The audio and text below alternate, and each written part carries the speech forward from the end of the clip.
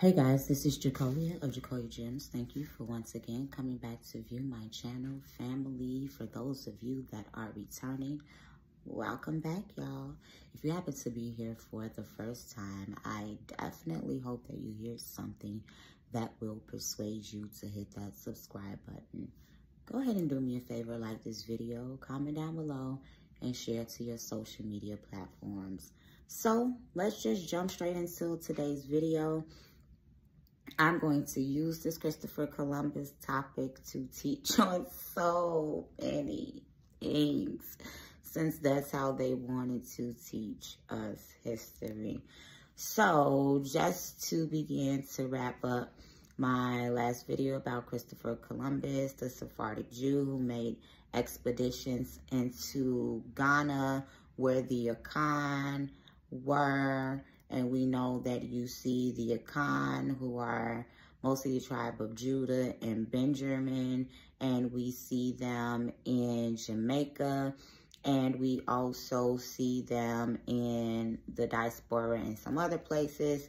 We know that the Yoruba was known to be Cushitic as well as Semitic, coming out of Nimrod the Cushite, as well as the sons of Ephraim. We know that the Yoruba heavily populated Brazil, where the Portuguese Sephardic Jews were known to be old Christians who began to come in, who had no Israelite or Arabic bloodline, as well as new Christians who were forced to convert to Catholicism and became conversos or Marranos, normally would go into Brazil under forgery. We also know that Brazil has the world's second largest Negro population. And so all of this is taking place before the expulsion of the Jews and the Moors. We're aware of the fact that the Moors ruled Spain for many, many, many years, and that the Moors and Jews had religious autonomy under Norman in Italy. We know that the Sephardic Jews were heavily populated in Sicily and Cantina, as well as Messina. We are also aware of the fact that Sephardic Jews were heavily populated in France, and then things started to happen in the French Revolution. We know that Sephardic Jews, as well as other tribes of Israelites, what they labeled the Rhino Negroes, and this is where you begin to have your Ashkenazim, were present in Germany. And these are referred to as the Red, because majority of these would be your Edomites. And at that time, blacks were being sterilized and were being killed throughout the Holocaust as well. We also know that the expulsion of Jews happened in England, and those Jews not only did the same thing by coming into English colonies in the Americas by becoming conversos, Quakers, who end up actually going down also into the Netherlands and converting some in the Netherlands. And so this is how you have your Dutch Sephardic Jews. And then when you get your Dutch slave trade and your Dutch influence. And then we have the Sephardic Jews, Christopher Columbus, who began to have correlations and relationships with the crown in Great Britain. And Christopher Columbus was funded by two conversos, two Marranos, two hidden Jews, to begin to do the expositions when the Jews were pushed out of Spain in 1492. And when they were pushed out of Spain in 1492, they came over here into the Americas, into all of the Americas.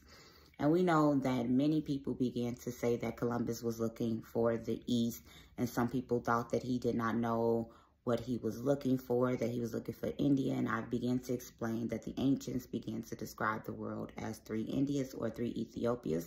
And this is because they knew that the Cushitic people, who the Darwinians come out of, who Ethiopians come out of, who some other nations that we see begin to come out of, founded the world's nations. Majority of the world's nations, outside of when Cain began to go into Eurasia when he went east of Eden, but that was pre-flood. So when we began to think about the East and the Americas, I began to point out the East of the United States. And we will see that this is where the Pilgrims, the Puritans, the Quakers, the Sephardic Jews and Moors began to come and set up shop in the Americas, where you have New York, New Hampshire, and then, you know, Mississippi is counted, Illinois, Indiana, so on and so forth. Now, I want to begin to make a correlation, because when you know better, you do better. When I first came into the Hebraic roots of the Bible, there were so many different doctrines, and I did not want to just grab hold onto anything.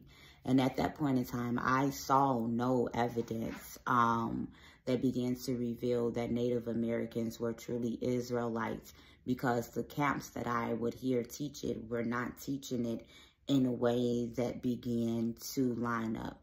Now, I saw the Phoenician.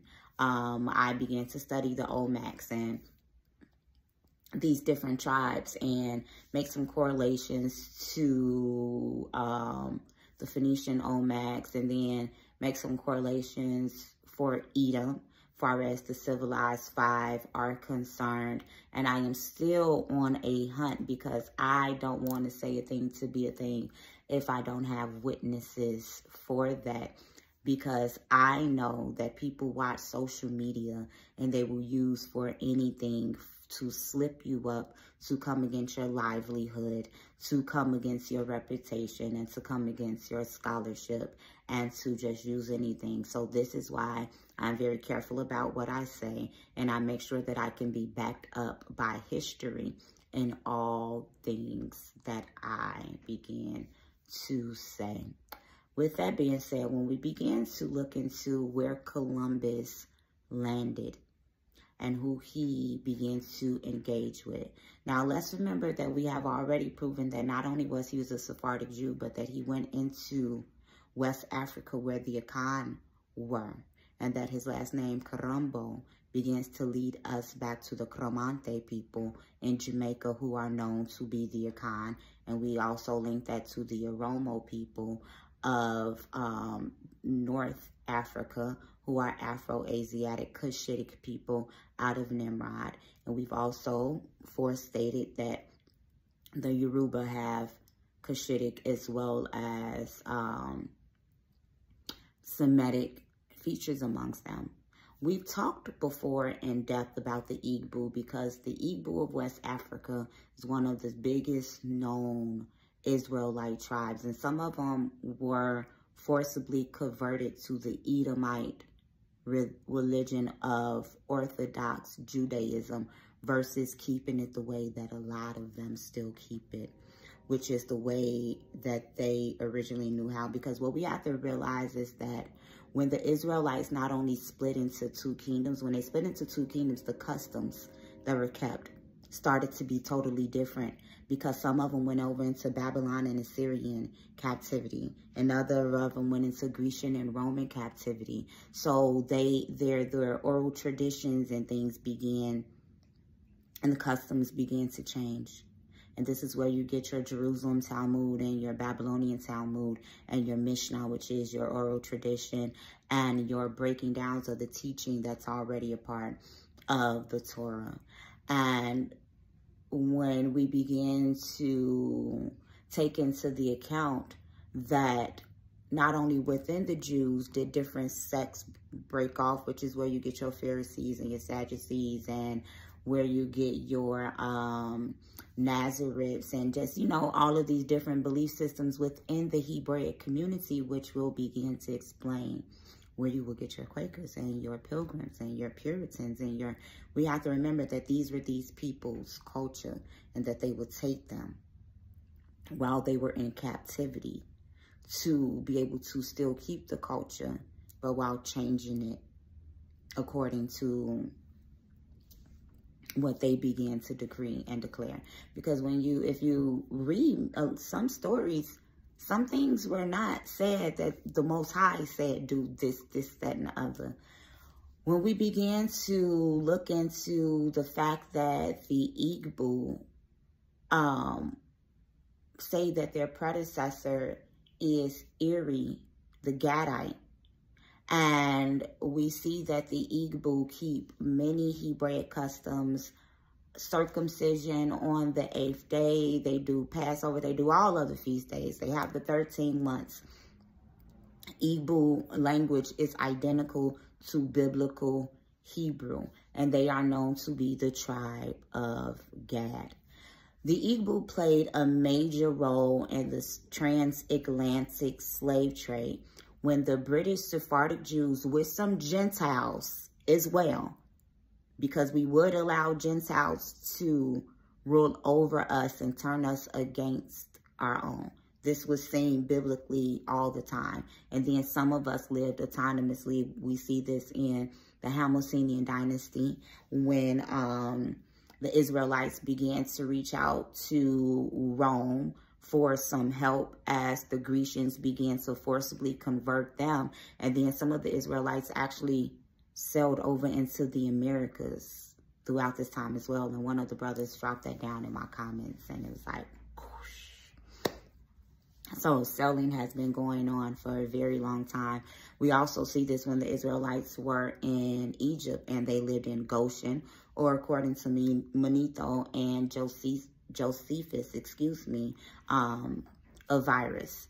And so when we began to look at the Igbo in the diaspora, 60% of African Americans have at least one Igbo ancestor.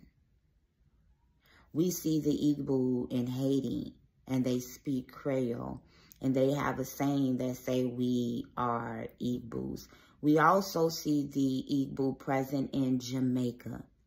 So not only do you see Gadites amongst the Igbo, and they teach that they are Ephraim, and some of them have a portion of Manasseh with them, which is biblical because Manasseh became half-tribes, and we spoke about in one of the previous videos that there's a tribe of Manasseh in India.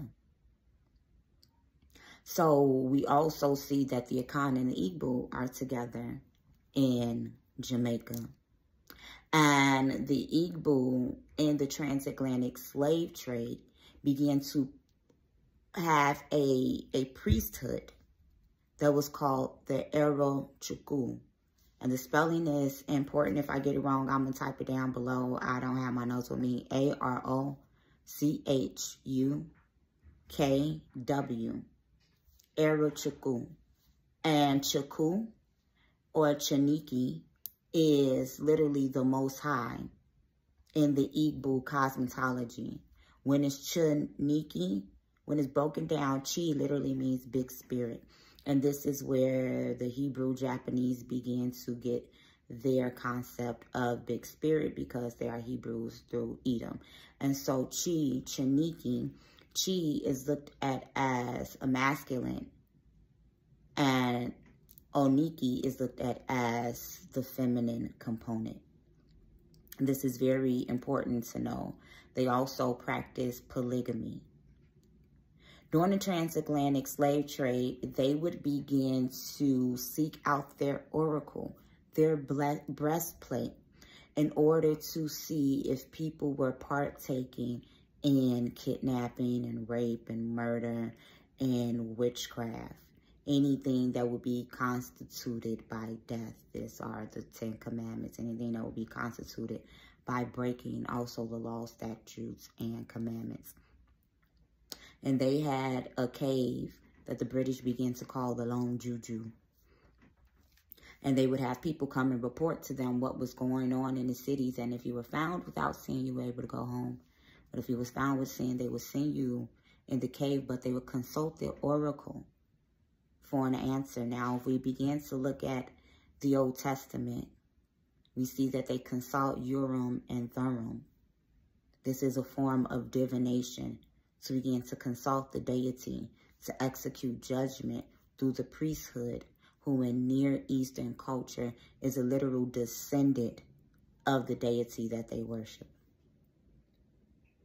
So the Igbos began to assist in fulfilling prophecy in Deuteronomy 28 when it said, you sold yourselves into captivity and you will be placed on boats with rods of iron around your neck. With chains, you will begin to build homes that you won't be able to live in, and sow fields that you won't be able to eat from, and you will have children that you won't be able to raise. This is prophecy fulfilled.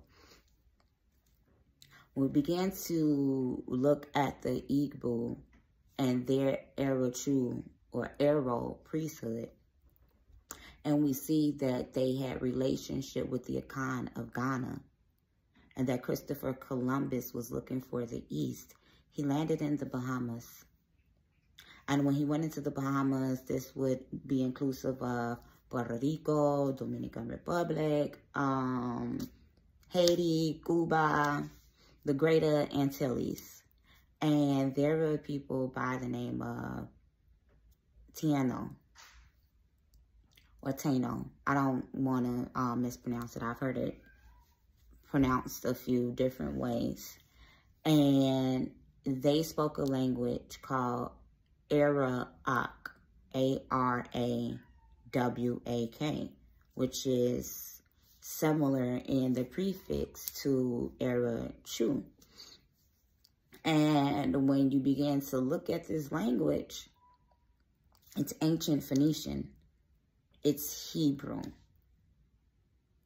We began to look at the concepts and the religious structure of these people group.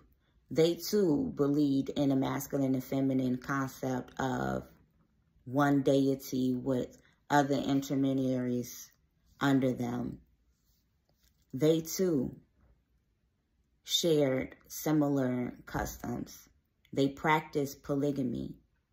And the Hebraic curse was fulfilled with them for women being the one who the bloodline has been ran through. It is stated in the Bible that the woman will begin to rule over the man. And we see now today that the Jews began to run their bloodline through their mother. But biblically, when we went into captivity, our census was taken by the man. And we will see this in the book of Ezra.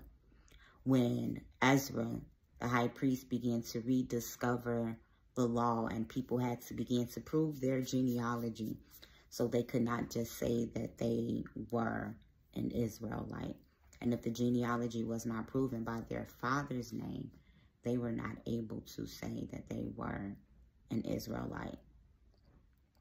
When we began to look into where Christopher Columbus went, even when he got to Brazil, I'm sorry, not to Brazil, when he got to the Bahamas, it was named Ghana Hana.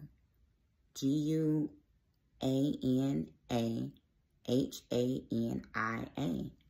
And some began to interpret it to say that it means peak of a mountain. Have you guys ever heard of mountaintop theology in the Near Eastern culture? Some also say that it means Holy Spirit. But when it's Holy Savior, I'm sorry. But when he got there, he was looking for the East.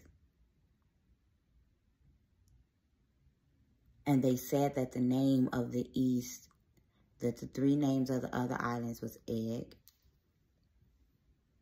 Is that not where the other name is? Conception. And the other one is El Plana. So, we see that when he went into West Africa, he went back home and he knew who these people was.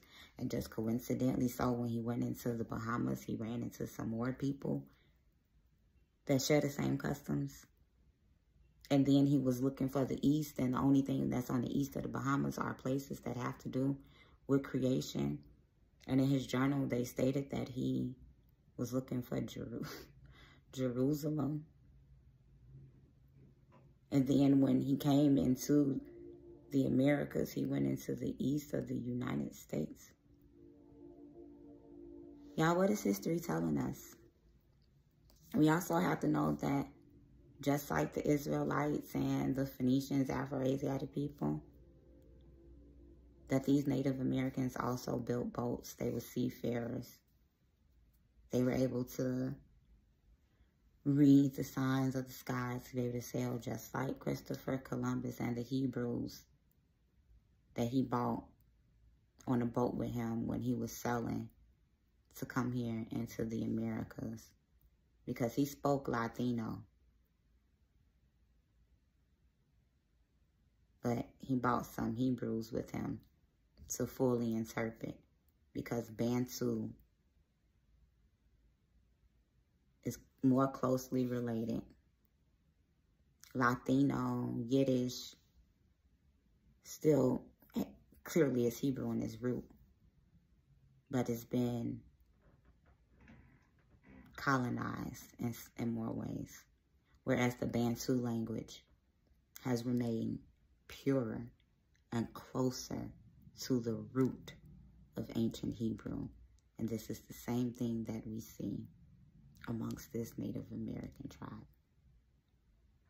This is Jacolia of Jacolia Gems. I truly hope that I said something on today that has been enlightening. Comment down below. Share this to your social media platforms. Food for thought.